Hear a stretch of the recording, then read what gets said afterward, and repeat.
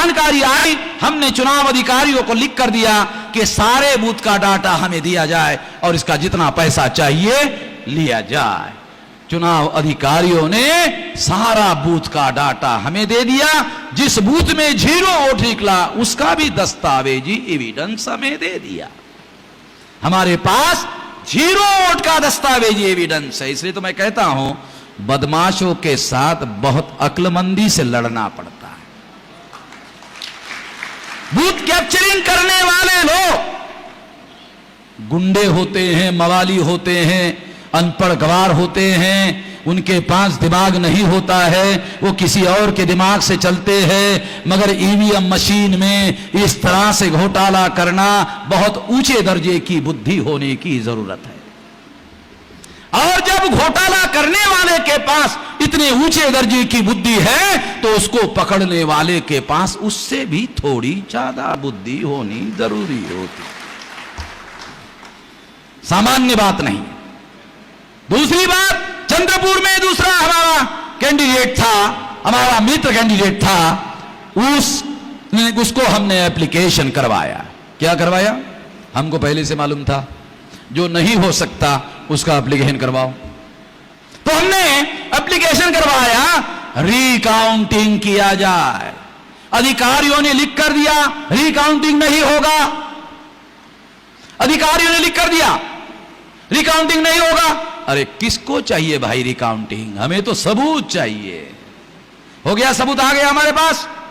दूसरा एप्लीकेशन दिया, क्यों नहीं हो सकता? तो उसने नियम लिख कर दिया, फला नियम की वजह से नहीं हो सकता। आ गया सारा का सारा डॉक्यूमेंट। ये सारा डॉक्यूमेंट मेरे पास ठोस सबूत है। इसकी वजह से मैंने अब यह घोषित किया कि मैं अब पेपर ट्रेल नहीं चाहिए, मुझे बैलेट पेपर चाहिए। इसलिए मैं अभी इसके लिए आंदोलन शुरू कर दिया।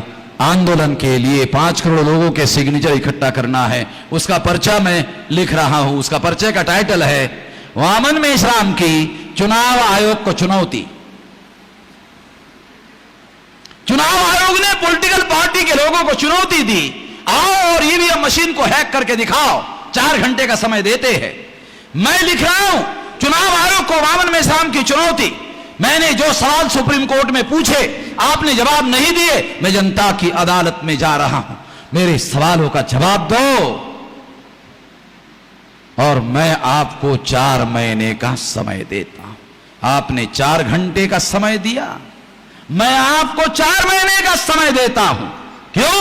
मेरे सवालों का चुनाव आयोग के पास कोई जवाब है ही नहीं। होता तो सुप्रीम कोर्ट में देते।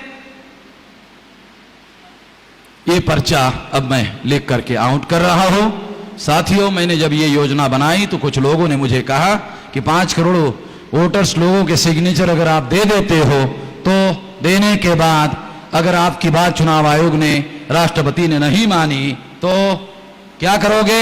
मैंने कहा उसको धन्यवाद का लेटर लिखूंगा चुनाव आयोग को कि अच्छा है तुम अड़ रहे हो। अगर तुम अड़ रहे हो तो 5 करोड़ लोग भी अड़ जाएंगे और अपना वोटर कार्ड आपको लौटा देंगे कि ये वोटर कार्ड तुमको तमाशा ही करना है, तुमको नौटंकी ही करना है, तुमको ईमानदारी से चुनाव करना नहीं है। तो ये वोटर कार्ड ले लो, इसकी पुंगली करो और जहां डालना है डालो।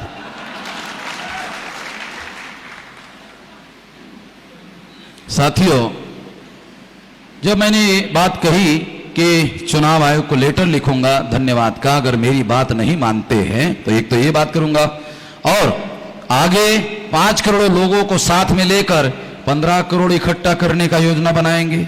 और जब 15 करोड़ लोग हमारे समर्थन में खड़े हो जाएंगे तो फिर चुनाव आयोग को हम मांगेंगे नहीं, चुनाव आयोग को ही बदल देंगे। अगर 15 करोड़ लोग हमारे समर्थन में खड़े हो जाते हैं तो फिर चुनाव आयोग को मांगने की क्या जरूरत है? चुनाव आयोग को ही बदल देंगे। ये लोकतंत्र में पॉसिबल है, जो पॉसिबल है वो बता